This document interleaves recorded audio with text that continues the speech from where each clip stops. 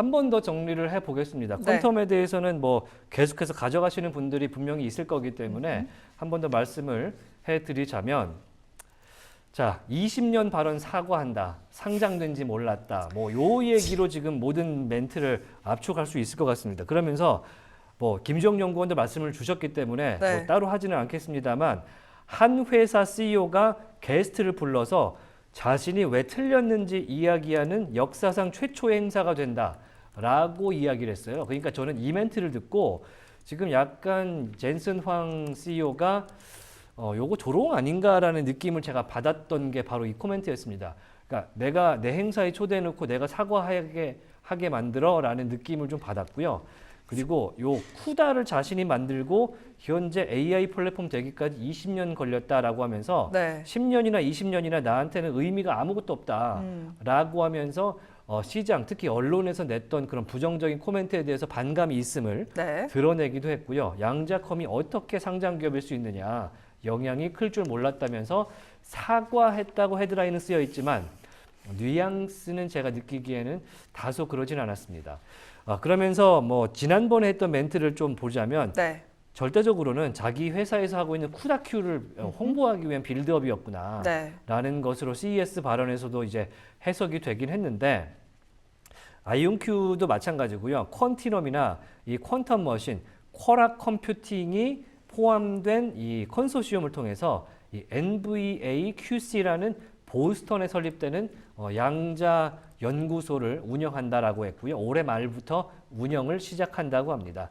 그래서 이제 인플렉션에서 화답을 하죠. 이미 클래식 컴퓨터를 구동하기 위해서 컴퓨팅 클럭을 양자적으로 제공하고 있다라고 이야기하는데, 뭐 저희가 요거를 자세하게 설명드리기에는 네, 네. 저희가 양자적인 마인드가 많이 아직은 부족합니다. 네. 하지만 아이온큐를 말씀을 좀 드리자면, 이미 우리는 엔비디아의 GPU로 양자칩을 설계하고 있다라고 화답을 했고요. 네. 클래식 컴퓨터가 이렇게 있으면 양자 컴퓨터가 오고 가면서 이 문제를 해결하는 것이다 네. 라고 설명을 했고요. 이러한 작업이 끝날 때까지, 이 작업이 완성될 때까지 엔비디아 주식을 팔 생각이 없다라고 아이온큐 의장이 이야기하면서, 확실히 시장이 CES에서의 젠슨 황의 실언을 조금 커버해 주려는 네. 그런 분위기로 많이 가져갔다라는 거 말씀드릴 수가 있습니다. 그러면서 뭐 여러 가지 전반적인 이번에 GTC 행사를 마무리를 하는 월스트리트저널의 기사 제가 요약을 해봤는데요. 저희 생각도 이 월스트리트저널과 사뭇 유사합니다. 엔비디아는 여전히 잘 있다.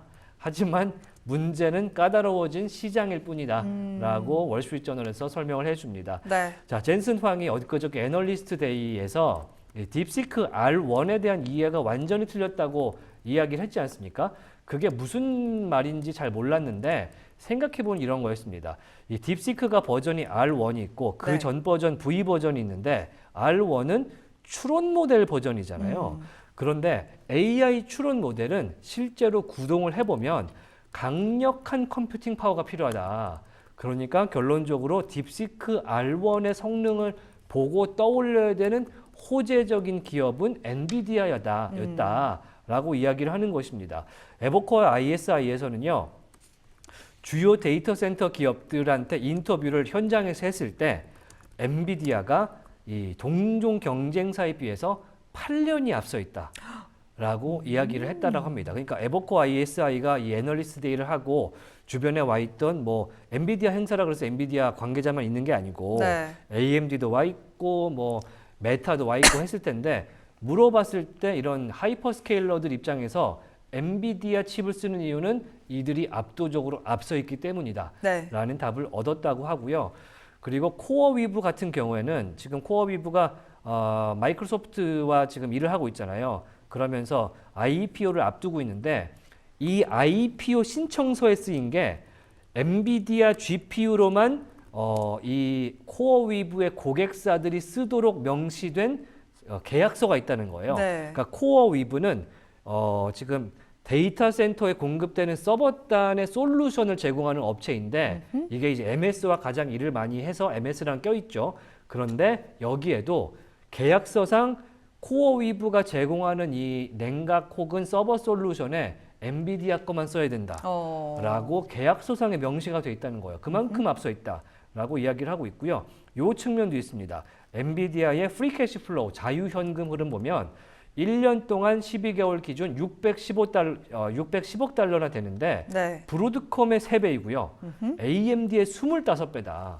이들은 돈이 없는 게 아니고 그냥 아끼고 있는 거다. 이걸로 나중에 뭘 할지 모른다. 충분히 상승할 수 있는 투자 여력을 갖고 있다. 네. AMD의 25배 갖고 있는데 엄청나지 않겠습니까? 네. 현재 또 R&D 지출로 봤을 때도 매출단의 10% 밖에 하질 않는데요. 그러니까 지금 잠재적으로 충분히 퀀텀 점프를 할 수 있는 그런 포텐을 보유하고 있는 것이 네. 필라델피아 반도체 지수에 포함된 주요 기업들의 평균 R&D 지출 퍼센티지는 전체 매출의 18%. 그러니까 아무리 잘 나가는 회사라고 해도 R&D를 많이 할 텐데 네. 다른 경쟁사의 평균보다도 적게 한다. 그러면서도 시장에서는 8년은 앞서 있다고 보고 있다. 이게 엄청난 것이다라고 월스트리트저널에서는 이야기를 해주고 있습니다. 여기 지금 프리캐시 플로우가 도표가 되어 있는데 엔비디아 압도적으로 많고요. 인텔은 심지어는 거꾸로 지금 캐시플로우가 없는 상태죠. 네. 적자 상태고 번스타인에서 이렇게 얘기합니다. 로드맵은 견고하고 전체 스택을 봤을 때 경쟁사와의 격차가 계속 벌어지고 있다. 이야기를 하면서 이번에 나왔던 GTC에 대한 지적사항을 굳이 꼽자면 전문가들이 예상한 대로 말한 거 한 가지뿐이다.